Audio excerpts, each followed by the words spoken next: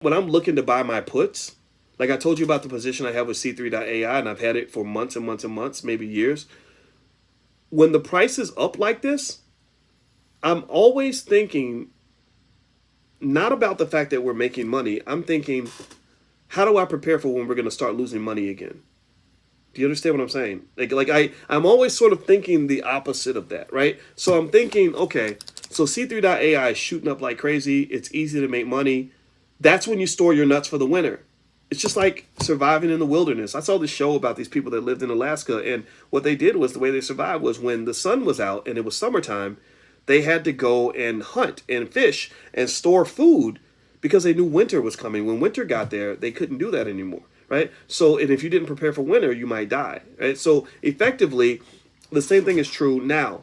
Right now, you're in summer. Right now, the stock market is the easiest place on earth to make money. There's so much money. It's raining money from the freaking sky. Congratulations. There's money being made. But if you're smart, I want you to start thinking about the winter. So let me give you an example. Those puts, C3.ai, let's say it's trading in the 40s. I don't know where it is exactly. Those puts that with a strike of 30 that used to cost, $7 a share. Oh, now they're down to like $2 or $3 a share, right?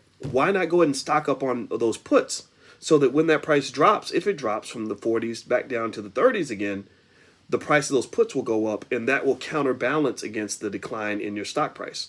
Okay, so and then here's the other thing too, and this is a little bit tougher, but it requires focus. But if you're a good investor, you'll do this. When winter comes, which it will come, like let's say that the Federal Reserve makes a crazy announcement, or there's some bad economic data that comes out, and it causes the market to crash and have a really bad 2 weeks bad month. Well, that's when you start saying, okay, how do I go ahead and get positioned so that when the sky clears, because it's going to clear, I'm going to start making money. And this is literally in a nutshell what rich people do. That's what rich people do that other people don't do. All they have is they have the slight ability to look ahead. And the stock market does it. The stock market is what they call a forward-looking indicator. So the people that tend to do best in the stock market are people that look forward. They're not looking at what's happening right now. They're thinking, what's going to happen next? And historically, and I wrote my whole dissertation on this. Typically, when the market has a bad week, it usually means in many cases that the market is poised for a good week. When it has a great week, that typically means it's poised for a bad week.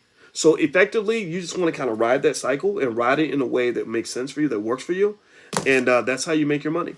Okay, so log in. Again, if you want to see everything that's in your program, just go to drboyceprime.com. That's where you can get all that information.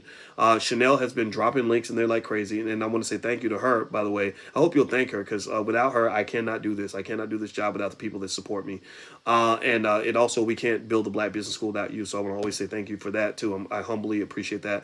Also, those of you that want to come to the convention, stuff like that, we're going to have a special Prime gathering where you can meet each other in person. And some of you may want to form investment groups. I think that's a great way to overcome any capital limitations you may have. Like I went to Seattle, and when I was in Seattle, we did what we were doing was we were doing a training on my book. It's called The 10 Commandments of Black Economic Power, and they were so excited that they formed right there an investment group with 70 people, and they're all going to pull their money together and be able to do all these things that we talk about in class.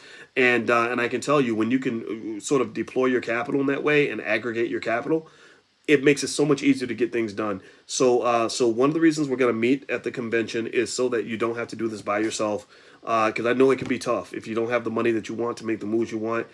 It's hard, it's stressful. I get that, but get together with a group. Do it collectively, and start with your family. If your family doesn't help, then that's okay. We can help you build a family and make it work that way. Okay.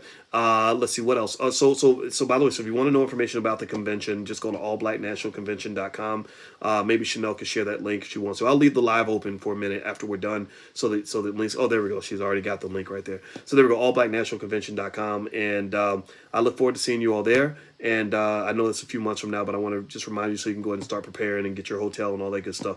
All right, so I'm out of here. It was real. I hope you learned something today. I hope that we feel better about our investing journey. And again, if you want to keep the party going, even tonight, there is so much material in there right now that you can log in at theblackbusinessschool.com. There's so much stuff there already. You can keep on going. Don't end just because I stop. You can keep going as much as you want. All right. So have a good day, everybody. Thank you so much for hanging out with me. I'll see you guys next time. Talk to you later. Bye-bye.